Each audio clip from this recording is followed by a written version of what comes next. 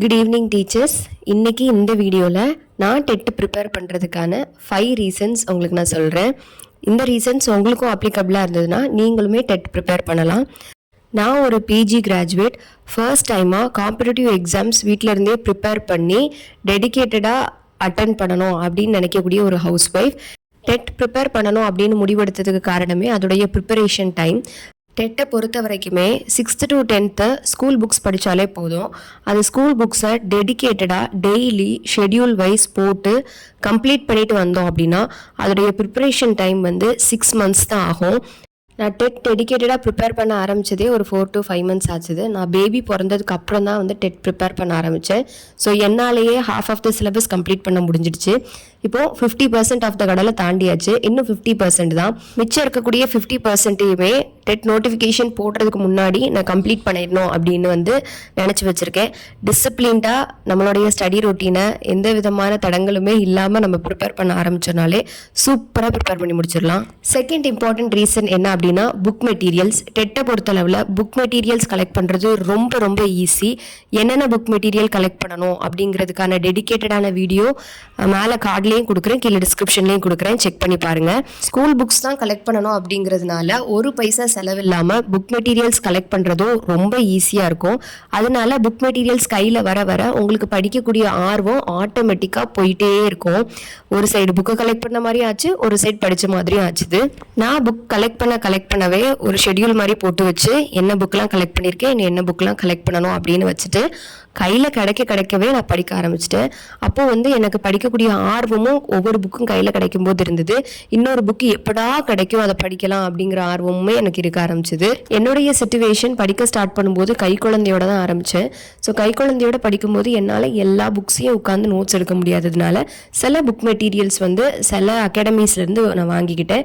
அதோடைய டீட்டெயில்ஸ் எல்லாமே அந்த வீடியோவில் அந்த மேலே கார்டில் கொடுத்துருக்கிறதுல நான் இது பண்ணியிருக்கேன். உங்களால் அப்படி படிக்க முடியாட்டி ஒரு பிரச்சனை கூட இல்லை. புக்ஸ்லேருந்து ஸ்கூல் புக்ஸ்லேருந்து படிக்கும்போது அவ்வளோ அழகாக இருக்குது. ஏன் அப்படின்னா மெட்டீரியல்ஸ் நம்ம வெளியில் வாங்கி படிக்கும்போது கூட எல்லாம் பிளாக் அண்ட் ஒயிட்டில் தான் இருக்கும். ஆனால் ஸ்கூல் புக்ஸில் படிக்கும்போது கலராக எந்த கிங்கோட ஃபேஸ் என்னவாக இருக்கும், இதோடைய பிக்சர் என்ன, இதோடைய மீனிங் என்ன, இதோடைய இமேஜ் என்ன அப்படிங்கிறது எல்லாமே கலராக கொடுத்துருப்பாங்க. என்னதான் அகாடமி மெட்டீரியல் போர் அடித்தாலுமே இதில் படிக்கும்போது சூப்பராக இருக்கும். ஸ்கூல் புக்ஸில் படிக்கும்போது ரொம்ப சூப்பராக இருக்கும். ஸோ முடிஞ்ச அளவுக்கு நீங்கள் ஸ்கூல் புக்ஸில் படிக்க ட்ரை பண்ணுங்கள். அப்படின்னா தான் அந்த ஃபேஸு, அந்த இமேஜு, அந்த கலர்ஸ் எல்லாத்தையும் உள்வாங்கி படிக்கும்போது படிக்கிறதே ரொம்ப ஈஸ்தட்டிக்காக படித்த மாதிரி இருக்கும். ரொம்ப ஹாப்பியாக, ரொம்ப ஜாயாக படித்த மாதிரி இருக்கும். Third reason to prepare TET என்ன அப்படின்னா அதோடைய சிலபஸ் தான். மற்ற எக்ஸாம்ஸை கம்பேர் பண்ணும்போது டெட்டோடைய சிலபஸ் ரொம்ப கம்மி. டெட்டை பொறுத்தளவில் ஸ்கூல் புக்ஸ் மட்டுமே படித்தாலே போதும். அதுக்கப்புறம் சைக்காலஜி படிக்கணும். சைக்காலஜி எப்படி ப்ரிப்பேர் பண்ணணும் அப்படிங்கிறதுக்கான வீடியோ நான் இனி போடுறேன். ஸோ நீங்கள் சப்ஸ்கிரைப் பண்ணாமல் பார்த்துட்டு இருந்தீங்கன்னா கண்டிப்பாக சப்ஸ்கிரைப் பண்ணிவிட்டு பாருங்கள். அப்படின்னா தான் நான் நெக்ஸ்ட்டு நாளைக்கு கழிச்சு அந்த வீடியோலாம் போடும்போது உங்களுக்கு அது நோட்டிஃபிகேஷனில் காட்டும். 6th to 10th syllabus as of நான் சோஷியல் எடுத்துருக்கிறதுனால இங்கிலீஷ், தமிழ், சோஷியல். மேக்ஸ் இருக்காங்க அப்படின்னா இல்லை அதர் சப்ஜெக்ட் மேஜராக இருக்காங்க அப்படின்னா English, Tamil, maths and science படிக்க வேண்டியது இருக்கும். ஸோ இது கம்பேரிட்டிவ்லி மற்ற எல்லா கவர்மெண்ட் எக்ஸாம்ஸையும் கம்பேர் பண்ணும்போது ரொம்ப கம்மியான சிலபஸ் தான் எனக்கு தோணுது. And one of the main reasons நான் பிஜிடிஆர்பி ஸ்டார்ட் பண்ணாமல் டெட் ஸ்டார்ட் பண்ணதுக்கு ரீசன் என்ன அப்படின்னா பிஜிடிஆர்பி நியூ சிலபஸ் அப்டேட் பண்ணுறதுக்கான கன்ஃபியூஷனில் இருந்தாங்க. அப்போ சிலபஸ் இது படிக்கணுமா அது படிக்கணுமா அப்படின்ட்டு இருந்தது. ஸோ எதுக்கு போட்டு குழப்பி பாதி படித்து பாதி இதாகாமல் இருக்கணும் அப்படின்னு சொல்லிட்டு அந்த டியூரேஷனாக நான் டெட் ப்ரிப்பேர் பண்ணுறதுக்கு நான் யூஸ் பண்ணிக்கிட்டேன். ஃபோர்த் ரீசன் நான் டெட் சூஸ் பண்ணதுக்கான காரணம் கோச்சிங் சென்டர். ஏன் அப்படின்னா நான் பேபி கன்சீவ் ஆன டைம்லேயே நான் கோச்சிங் சென்டர் 2 நாள் போய் பார்த்தேன். என்னால் உட்காந்து படிக்கவே முடியல. ஸோ பேபி பிறந்ததுக்கு அப்புறமும் கோச்சிங் சென்டர் போகிறதுக்கான சான்ஸ் சுத்தமாக கிடையாது. அதனால் நான் வீட்டிலருந்தே படிக்கிறதுக்கு என்னென்ன வழிகள்லாம் உண்டு அப்படிங்கிறத சர்ச் பண்ண ஆரம்பித்தேன். பார்த்தா டெட் படிக்கிறதுக்கு ஸ்கூல் புக்குங்கிறதுனால நிறைய டீச்சர்ஸ் யூடியூப்லேயே ஸ்கூல் புக்கில் உள்ள ஒவ்வொரு லெசனையும் சூப்பராக வீடியோ அப்லோட் பண்ணியிருக்காங்க.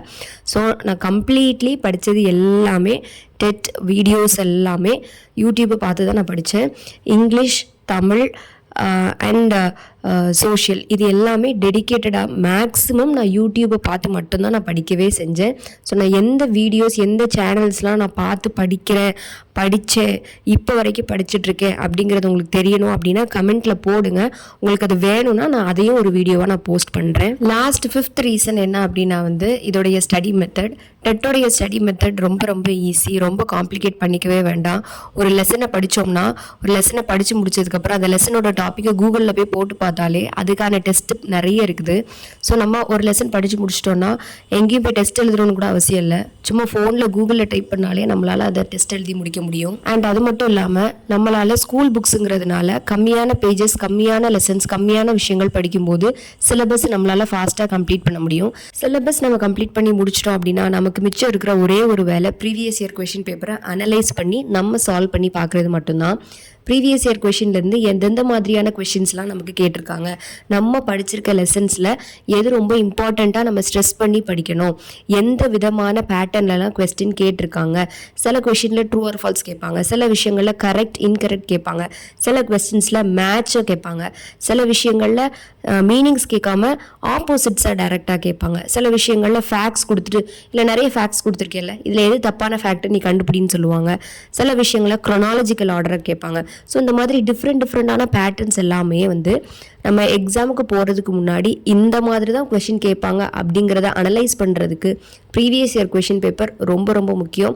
அது மட்டும் இல்லாமல் ஒரு லெசனுடைய ஒரு சப்ஜெக்டுடைய டிஃபிகல்ட்டி லெவல் இல்லைன்னா கொஷினை எப்படி செட் பண்ணுவாங்க அப்படிங்கிறதுக்கான அப்சர்வேஷனுமே எந்த லெசனில் நிறைய வெயிட்டேஜ் இருக்குது, எந்த லெசனில் அதிகமான கொஸ்டின்ஸ் வருது, இது எல்லாமே நம்ம ப்ரீவியஸ் இயர் கொஷின் பேப்பரை அனலைஸ் பண்ணும்போது கண்டிப்பாக தோணும். அது மட்டும் இல்லாமல் TET UG plus BEd or DTEd முடித்த நிறைய லேடிஸ்க்கு ஒரு பெரிய யூஸ்ஃபுல்லான ஒரு கவர்மெண்ட் எக்ஸாமாக தான் இருக்குது. பிகாஸ் கவர்மெண்ட் எக்ஸாமுக்குள்ளே கண்டிப்பாக போகணுன்னு நினைக்கிறவங்க இந்த டிகிரி நம்ம யூஜி ப்ளஸ் பிஎடாக இருக்கட்டும் படித்து முடிச்சுட்டு ஏதாவது ஒரு ப்ரைவேட் ஸ்கூலில் தான் நம்ம ஒர்க் பண்ணிகிட்ருப்போம். நீங்கள் ப்ரைவேட் ஸ்கூல்லேயே ஒர்க் பண்ணாலும் ஒன்றும் பிரச்சனை கிடையாது.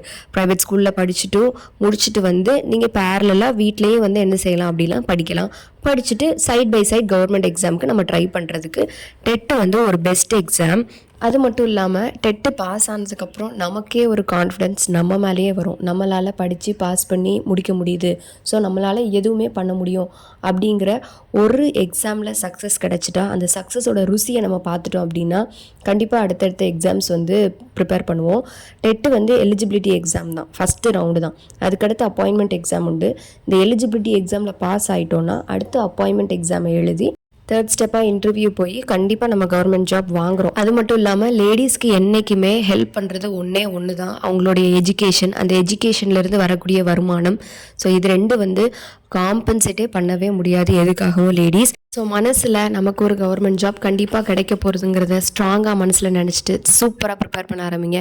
மேபி நீங்கள் ஒரு ப்ரைவேட் ஸ்கூல் டீச்சராக இருக்கலாம், நோ ப்ராப்ளம். எல்லா ஒர்க்கையும் முடிச்சுட்டு உங்களுக்குன்னு ஒரு டைமை ஃபிக்ஸ் பண்ணிக்கோங்க, ஃப்ரீ பண்ணிக்கோங்க. முடிச்சுட்டு நீங்கள் பார்க்கல வீட்டில் உட்காந்து நல்லா ப்ரிப்பேர் பண்ண ஆரம்பிங்க. பிகாஸ் நம்மளுடைய கவர்மெண்ட் ஜாப் நம்மளுடைய சில்ட்ரனுடைய ட்ரீமை சாட்டிஸ்ஃபை பண்ணலாம், நம்மளுடைய ஸ்டாண்டர்ட் ஆஃப் லிவிங்கை இம்ப்ரூவ் பண்ணலாம், நம்மளுடைய ஃபினான்ஷியல் சிச்சுவேஷனை இம்ப்ரூவ் பண்ணலாம். டீச்சர் ஜாப் ரொம்ப சேஃபுங்கிறதுனால தான் நிறைய லேடிஸை படிக்க வைக்கிறாங்க. ஸோ நிறைய பேர் ப்ரைவேட் ஸ்கூல்ஸில் ஒர்க் பண்ணாலும் ஒன்றும் பிரச்சனை கிடையாது. டெடிக்கேட்டடாக ஒர்க் பண்ணிவிட்டு நம்ம ப்ரிப்பேர் ஆகி கவர்மெண்ட் டீச்சர்ஸ் ஆகிறோம். ஸோ அதுக்கு சம்மந்தப்பட்ட மோட்டிவேஷனல் கண்டென்ட், அதுக்கு சம்மந்தப்பட்ட வீடியோஸ் எல்லாமே என்னுடைய சேனலில் வரும். கண்டிப்பாக சப்ஸ்கிரைப் பண்ணிவிட்டு பாருங்கள். நான் கவர்மெண்ட் ஜாப் எடுக்கிற வரைக்கும் என்னுடைய யூடியூப் சேனலில் வீடியோஸ் கண்டிப்பாக வரும் அப்படிங்கிறது நானே உறுதி எடுத்திருக்கேன். ஸோ உங்கள் எல்லாருக்குமே நல்ல ஒரு கவர்மெண்ட் ஜாப் கிடச்சி நல்ல ஒரு பீஸ்ஃபுல்லான லைஃப்பில் நீங்கள் செட்டில் ஆகிறதுக்கு என்னுடைய வாழ்த்துக்கள். ஸோ நிறைய வீடியோஸ், நிறைய பிளேலிஸ்ட் எல்லாமே க்ரியேட் பண்ணியிருக்கேன். உங்களுக்கு எப்பப்போ டவுட் வருதோ, என்னென்ன மாதிரி கொஷின்ஸ்லாம் ரைஸ் ஆகுதோ எல்லாத்தையுமே கமெண்ட்டில் போடுங்க. அதுக்கேற்ற மாதிரி நான் கைடன்ஸ் கொடுக்க ட்ரை பண்ணுறேன். பிகாஸ் எனக்கு தெரிஞ்சதை நான் உங்களுக்கும் ஷேர் பண்ணணும்னு நினைக்கிறேன். Because teaching is always a learning process. நான் படித்ததை உங்களுக்கும் சொல்லிக் கொடுக்குறேன், உங்களுக்கு தெரிஞ்சதை நீங்கள் எனக்கும் கமெண்ட் செக்ஷனில் சொல்லிக் கொடுங்க. All the best teachers. Thank you. Have a good day.